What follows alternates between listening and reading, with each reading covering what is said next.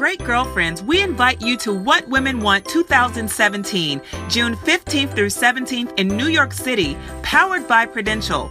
The 2017 What Women Want Conference is all about uniting women from around the world in one weekend with power talks, workshops, dance breaks, beauty and wellness tips, and authentic connectivity that will inspire you to return home ignited to create change. This year, our theme of building bridges and breaking barriers is about women creating connections first with themselves and then with others to lead an outstanding life. At What Women Want, over 200 great girlfriends will go from me to we as our programming will guide girlfriends on living a life full of purpose and power. Connect with like-minded women who stand as bridges towards higher living and meaningful relationships. Gain clarity on what they truly want to manifest in their lives and their friendships, and celebrate the power and passion that women display when we leave all of our cares behind and savor the experience. So last but not least, log on now to whatwomenwantconference.com. Again, that's whatwomenwantconference.com and grab your tickets while they last. We'll see you there. Welcome to the Great Girlfriends podcast, where we discuss life, love, laughter, and everything in between. We're your hosts. I'm Sybil Amuti. And I'm Brandis Daniel. This week's episode is brought to you by Elvest. Just about every investment and retirement plan is created by men for men, which is fine unless you're a woman. Girl, women still earn less than men for now. We're more aware of risk, and we're more likely than men to pause our careers to raise a family. And unfortunately, we typically retire with less wealth than men, even though statistics show that we live longer. That's why there's Elvest, created for women, run by and designed by women. Elvest helps women invest based on their specific goals, like buying a home, starting a business, raising a family, or just retiring like a boss. So girlfriends listeners can visit elvest.com/girlfriends and pay no advisory fees for the first 3 months. Invest like a woman with Elvest. That's ELLEVEST. That's elvest.com/girlfriends. And we are back with part 2 with Tiffany Dufu, author of Drop the Ball. Hey, girlfriends! Oh my God, drop the ball, Sybil. She's dropping knowledge. Girlfriends, seriously, do you not love Tiffany Dufu? Love her. Listen, part 1, she laid it out. And what I love was that Tiffany put her story on the line and made it very clear, why this book is so important to women. She sure did. She did not leave anything behind. She didn't. But, Brandis, I don't want to forget to invite all 115,000 downloaders from all 87 countries to come out to New York City, June 15th through 17th for What Women Want. You guys have to be there. I'm so excited. You have to be there. It's going to be one of the most authentic experiences you've ever felt, where you come into a room and you actually feel love from all these women. And I promise you, a serious case of FOMO if all your girlfriends are there and they're texting you, talking about the amazing time that they're having, and you don't show up. Absolutely. I guarantee you FOMO. You got to be there. You have to be there. I'm excited. I can't wait to see you guys. I know. I'm so happy about it. Get your tickets. whatwomenwantconference.com. We repeat, whatwomenwantconference.com. Make sure you grab one for yourself and your favorite girlfriend. Email us if you have any questions. Our assistant will be happy to answer, and we'll try to answer any questions we have. We have so many tickets that have been sold. I'm so excited. And there's like a handful of seats left that we are saving for our favorite girlfriends, which includes all of you.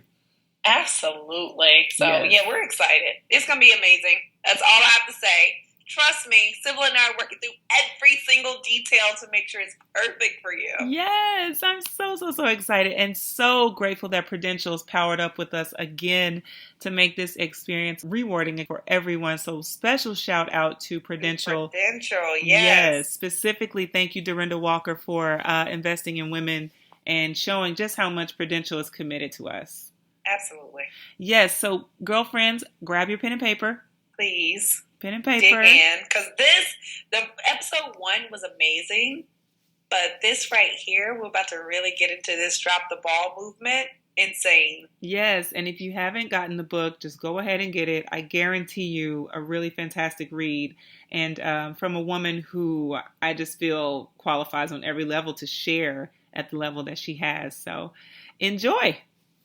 Did you experience any of your physical body like symptomatically telling you that it was time to drop balls, aside from the leak and the and the incident? But were there any other things that your body was communicating to you? Yes. I mean, the first thing is that I have a very small frame. Mm-hmm. And so when I start losing weight, it's not a good thing, you know? And people would say to me, oh my gosh, like you're losing weight. And it wasn't like, oh girl, you're looking good, you're losing weight. You know, it was me losing weight. My skin, you know, whenever I am not doing well, I start to break out, you know, which is always kind of an indicator that something's wrong. Mm-hmm. And then there's the fact that when you're stressed, you have a lot of anxiety and you're taking care of everybody else and not yourself, you don't get your regular checkup appointments.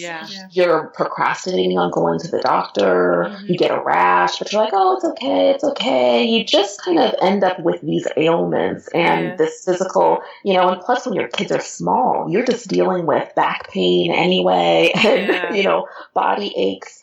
So for certain, but I think that for us, her feet were hurting. My feet finally feel normal. After whatever it is. For us, though, it often manifests in our weight. It's whether so it's on interesting one how side or the other. when we take on all these different balls that we carry, our personal wellness and health is the last one, and that's the one that we often isolate from our formula. Everyone else is taken care of, and something. Last year we did a month around self-care, and some of the response and some of the conversation that was triggered around women have a hard time learning how to put themselves first, prioritizing. And so consequently, you know, the kids are all healthy, the husband's healthy, the job is great. And we're sucking up Starbucks and we're eating all these things. And like you said, it's starting to manifest. And we still haven't quite located how to prioritize me, I, you know, and, I think that's one of the biggest things that I feel is a credit to this book is that it gives you the courage to say that I matter, and and everything about me matters from the inside out. My desire to live in an abundant quality of life matters, and I have to pursue it by releasing the pressure of all the other. That's right. Exactly. And it's not easy, you know, and that's why I wrote it in the form of a book. You know, and it's not a how-to book. It's a memoir that basically chronicles my journey from being the queen of domesticity to not even being able to tell you what my kids' shoe sizes are right now. But it's also this manifesto that makes an argument that the reason why we don't have more women in the highest levels of leadership, which is what I advocate for, you know, and have been for many years, is because we're just doing too much. Right. Absolutely. Like, who wants to be CEO of a Fortune 500 company when you're CEO at home? And that's just as much, you know, it's just as much work. And so really understanding how the amount of work that we do stifles our own ambition, you know, and really robs the world of our talent and our ingenuity. But you know, it's a fun story. It's a nonfiction book, but it reads like a novel. I love those types of books. Love. Walk us through, Tiffany. So you graduate, get married, you're working a great job. How do you get to a place from, what was the job that you were working? So I was a fundraiser for a national women's leadership organization called the White House Project. And I had spent most of my career in the nonprofit sector up until that point and in education, all for causes that were focused on women and girls, which is what I care about.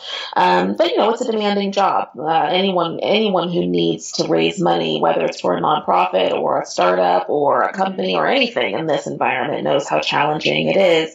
But I loved my work because I was very passionate about women and girls and always very passionate about the causes that I raised money for.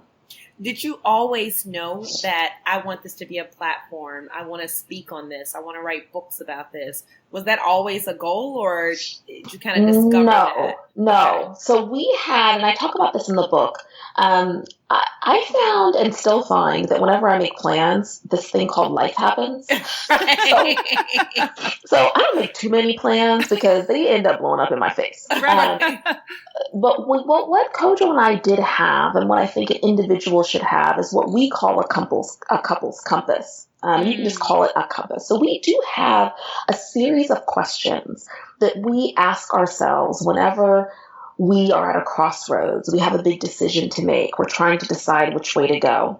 And there are questions like, will this advance sub-Saharan Africa, or will this advance women and girls? Because that's what we're both passionate about. Mm-hmm. Will this put us on a path to financial freedom? Mm-hmm. Is this in alignment with the values that our parents taught us? I love it. Will this help to create a legacy for the future? Would our descendants be proud of us, right? If you were writing a history book and they heard, centuries ago, or, they did this.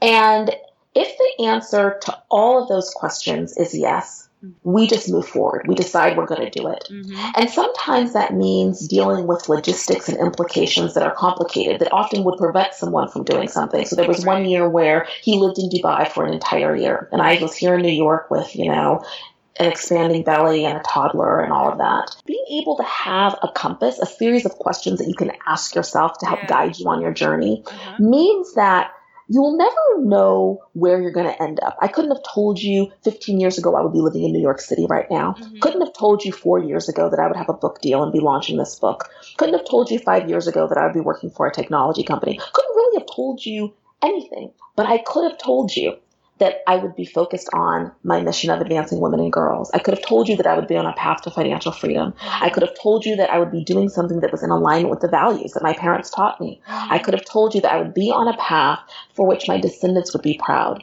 And I think that if we can get clear on what those questions are for ourselves that we want to ask ourselves, that can be a better filter for making decisions than I want a book deal, I want to be a celebrity star, I want to be, because quite frankly, all of those are fleeting, and they're all a means to an end. Absolutely. I think it's more important for us to be crystal clear and have clarity about what is our end.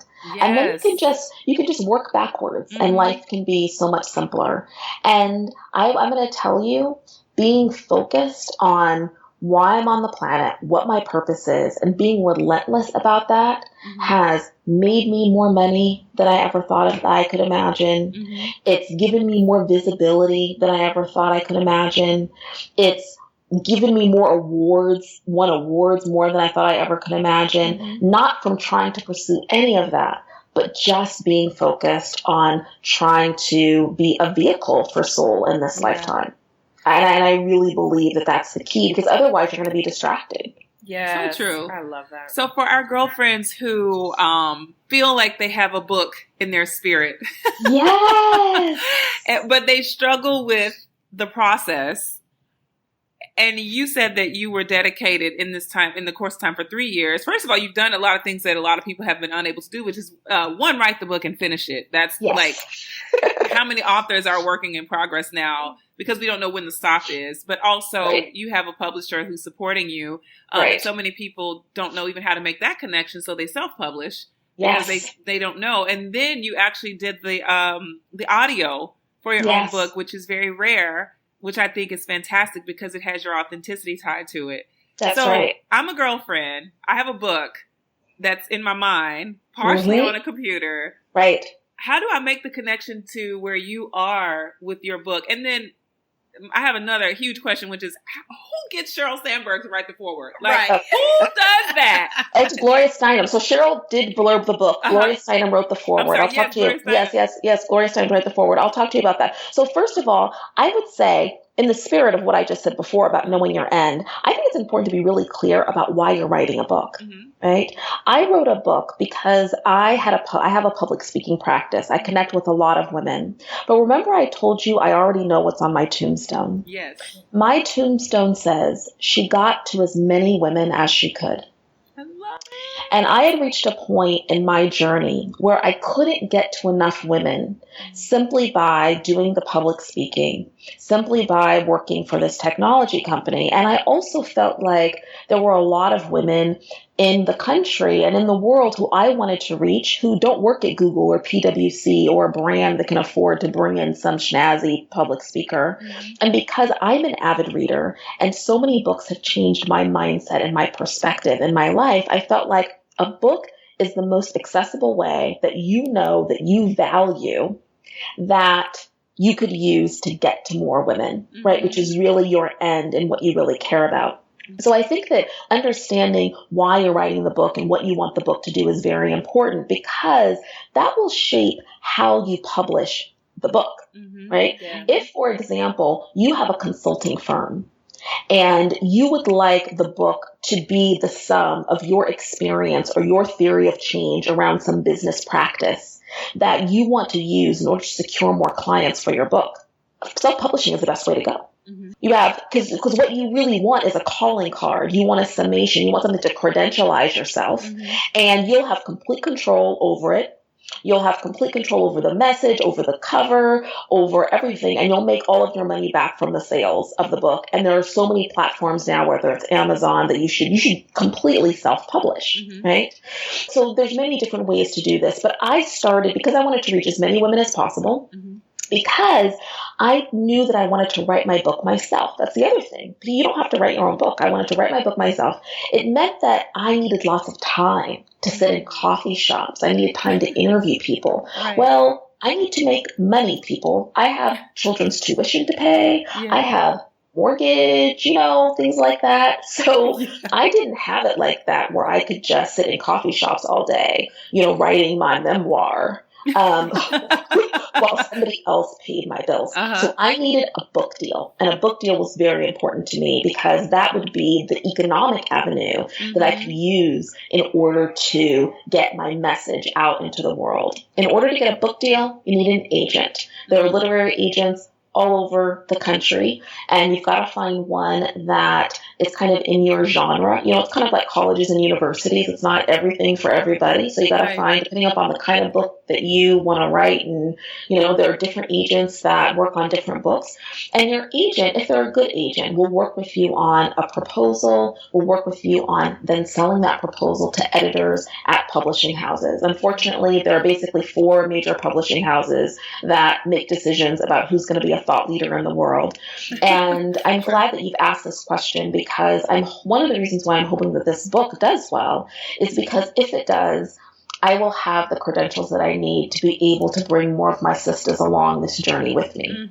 And I really do, and I'm seriously considering, if the book does well, starting some kind of an experience for other sisters that takes them through this process of coming up with a concept or multiple concepts, finding an agent, networking, getting the right people, understanding the publishing world, and understanding how the publishing world operates and what they need from authors in order for you to get a book deal. All of that I want to put together in some kind of an experience, whether it's a workshop or something, because I really believe that more of our voices need to be heard. And it's really unfortunate that more aren't. So that's how I'd like to, how I'm thinking about using the platform. But, it starts with, I think, having clarity about why you want to write a book. What is your end? What are you trying to do? And going from there. I love it. I love that. And then we just call Gloria and say, hey. Yes. So, So that's one of the benefits of being clear about your passion and purpose, right? So my life's work is advancing women and girls, which means that I'm always supporting women and girls. I'm always supporting their causes. Every professional job that I've had has been really focused on this.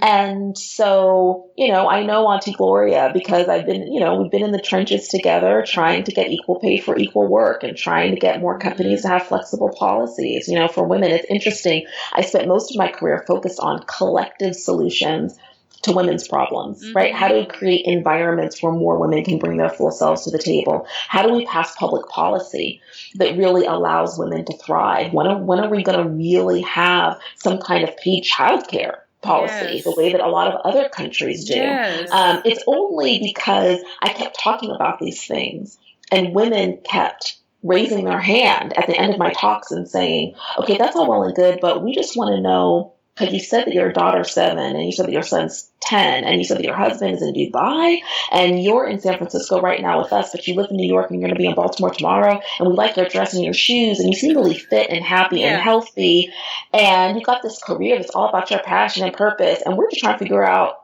how are you doing this? Because I could barely get out of my house on time with everybody with the right backpack, you know? Right. That I began to realize, you know what, Tiffany, people are asking you, how do you manage it all? Because they're trying to figure out for themselves, how do I manage it all? And until you answer that question for women, which you owe to them, they can't think about aspiring to be the CEO. Absolutely. If they can't just get through their day. Right. So you need to get something out there that's about helping them figure out what matters most to them, helping them get through their day so that they can aspire to greatness in the public sphere. Yeah. I love it. Because I'm telling you, you would drive yourself insane trying to do it all. I think it's been 2 weeks since I've cooked. I don't know if I've cooked since I've been back from Memphis. You feel free, right? I can't do it. I was trying to cook 3 times a week. I can't cook, run 2 businesses well, take care of my daughter, you know, be a great girlfriend to my girlfriends, take care of me. Yes. I cannot do it. So guess what? I found this amazing place in Brooklyn that cooks really healthy food.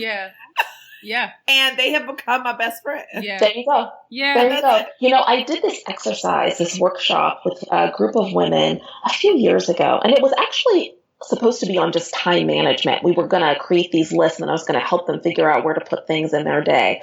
But I asked them to start the exercise by just writing down all of the things they thought that they should be accomplishing in an ideal day. And when we said everything, I mean everything, like, you know, getting up, going to work out, lying in bed, thinking about working out, getting, you know, your outfit together, like everything, going to the meeting, prepping for the meeting, every little thing until it was exhaustive.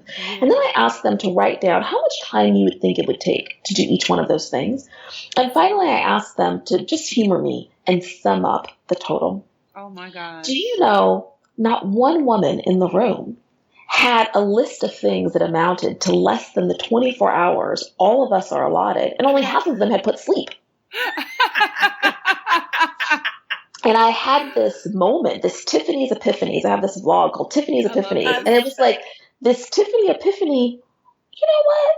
The reason why we're stressed and we feel so inadequate about not being able to get all this done is because we couldn't get it done to begin with. Yeah. Right. Absolutely. And so the fact that we feel inadequate about accomplishing something that's humanly impossible means something's twisted. Something's Yes. twisted. Yeah. Something's very wrong. Yeah. And that was part of what initiated, you know, this drop the ball movement. And like, no, we need to be giving ourselves permission to say, no, I'm not doing that. But more importantly, I'm not being that. Yeah. Yes. I remember, Tiffany, a moment where I had my first son, and he was 2.5 when my daughter was born. And I felt like I had a rhythm with my son. I mean, I had it down. Motherhood, yes. Pregnant, what? What do you mean I'm pregnant? I can't be pregnant. I have this rhythm, and now I'm adding a person? Hold on a minute. So then, you know, the pregnancy was completely tumultuous and everything, but I made it through, and then the person arrived. My beautiful little daughter, Dylan, who was nothing like my son from beginning, had a completely different rhythm, but wanted a fit. And I was like, oh no, how do I manage this whole thing that is now my reality? And I feel like I had this God download. I kept hearing outsource, like outsource. And I was like, I can't do that. I'm a stay-at-home mom right now. Like, I'm supposed to be bam, boom, which means I do everything. I had to quickly learn. I mean, after a series of moments where I was, you know, barely seeing above the water, and I kept hearing outsource, you know, and what that meant to me, it meant redistribute some of the energy that's dedicated to all these outcomes can happen. They don't have to happen by the strength of my hand. Right. Yes. Maybe the strength of my hand is calling my outsourcing partner. Yes. So I was out in public. At one point, I had 2 nannies, one per child, for different reasons. And people were looking at me like, But don't worry about my story. Yes. This right here equals peace of mind. I love that. Don't worry about my story. Don't worry about my story. This equals me releasing and controlling at the same time and feeling free. Yes. This is freedom. This is what it looks like to me. And I feel like every woman needs to take a moment to say that to herself. What does it look like to you? Yes. It doesn't have to be the same story. We are not, we're the same and different at the same time. We have unique DNA, and whatever our lives require will not be the same. What was needed for your husband to be in Dubai while you were holding it down, and he was holding it down too. You know what I mean? You guys are both holding it down, but it looks very different to a woman whose life, leads her to everyone's at home and everyone's doing everything at the same time. Or what it takes in Brandis' household is so different from mine, but we all need to be able to be willing to ask ourselves these questions so we can effectively drop balls. That's right. And I think that, what's important to me about this book, I was on the launch team for Lean In. I love Lean In. I loved the message. I had done, and I was in the space. So I knew that it was a book that if you followed her advice, you would be successful. I think that one of the challenges is we feel this pressure, but we're not necessarily at a point in our lives and our careers where we can outsource. Yeah. So even though you have this, exposure to this amazing resource in Brooklyn that makes us healthy food, we're a little bit further along in our journey than some women are earlier in their career. And so I tried to go back in time to the point in my career where all I could really afford financially was childcare when I was at work. Mm-hmm. Meaning that as soon as I came home, the child was getting handed off to me. Right. And I couldn't afford a cleaner. I couldn't afford to go to this amazing place in Brooklyn. I couldn't afford any of those things. And so the ball that I had to really drop was this expectation that this was all my job to begin with. Yes. Because that was what freed me up to achieve clarity about what really mattered to me and what my highest and best use really was. And to be clear that, you know what? I'm not a bad person. Our family is not irresponsible if we're taking clean clothes from a pile that's sitting in a laundry basket. Yeah. If we have intentionally decided that we're going to drop the ball on that in order for me to be able to complete this book. Yeah. Yes. Absolutely. Right? Yes. It's all about intentionality, right? Yes. It's okay for me to drop the ball on cleaning the top of the refrigerator. Who does that anyway? No one does that. No one does that. And no one's up there. No one's coming into your house, climbing on top of a chair and going, ooh, the top of your refrigerator. Yes. Let it go. Let that go, right? The only people who are really in our vehicles are us, and it's the winter, so it's going to be snowing and raining and sleet. It can stay dirty. The car can stay dirty for an entire season. Yes. No one's going to, not go to Harvard because their parents drove them around in a dirty car all winter. Right. It's just really getting clear about the silliness sometimes and the pressure that, when you think about it, has to be external. Yeah. Otherwise, how did so many of us who grew up in different parts of the country, different families, different values, end up with the same expectations? Yeah. I've connected with so many mothers who have this expectation about physical presence related to their child's first steps. I can't tell you how many mothers I talk to who feel guilty because they may be missing or they anticipate the fear of missing their child's first steps. I'm like, but you were raised over there and I was raised over here and we had different situations, but all of us somehow, coincidentally, have this pressure that we should be there for our child's first steps. That is clear evidence that it is not internal. Yes. It does not come from us. We have been indoctrinated with these ideas for a very long time. Mm-hmm. And the other thing that I want to say that people are often like, oh my gosh, I didn't know, and they feel bad, is around toys. And if you are someone who buys toys for any child, whether they're your own, your nieces, your nephews, just be thoughtful and intentional about the message that we send to kids around toys. toys. You know, there was a time in the early 40s and the 50s where toys were much more gender neutral. If you were going to buy blocks for a kid to play with, they were just plain old wooden blocks that were brown. Then they got evolved and we got like bright, you know, primary colored blocks. Now, when you go to Lego, there's a girl section where you can buy Heartland grocery store where girls are learning how to buy broccoli for $2.99 a pound. And you can go to the boys section with the Deep Sea Explorer where boys are learning how to conquer the world. And what happened is that during the 1980s, when video games came on the scene, toy manufacturers had to really compete with all of these video games. And some marketers figured out that if you differentiate toys according to gender, you can sell more of the same toy if you make a boy version and if you make a girl version. Well, in order to clearly communicate this is for boys and this is for girls, toy manufacturers had to subscribe to very traditional and outdated notions of what girls and boys do, of what men and women do. And somehow, even though in the larger world we've evolved in terms of what we think men and women can do, we have to keep in mind that especially if you're buying toys that are manufactured by any major, you know, toy company, our children are increasingly receiving more and more gendered messages about who they should be and what they should be when they grow up. So that's the other thing I would say is pay very close attention to the toys and to play and to how we're messaging, you know, what it should be. And I will say is having a boy and having a girl, it's very tough. How old are they? My son is 10 and my daughter is 7. Oh, nice. Wow. Tiffany, I am trying to catch breath, but I just feel so abundantly overwhelmed by all of the time and love and passion. And I want to celebrate because now we're in week 2 of this podcast series, but also you are officially launched.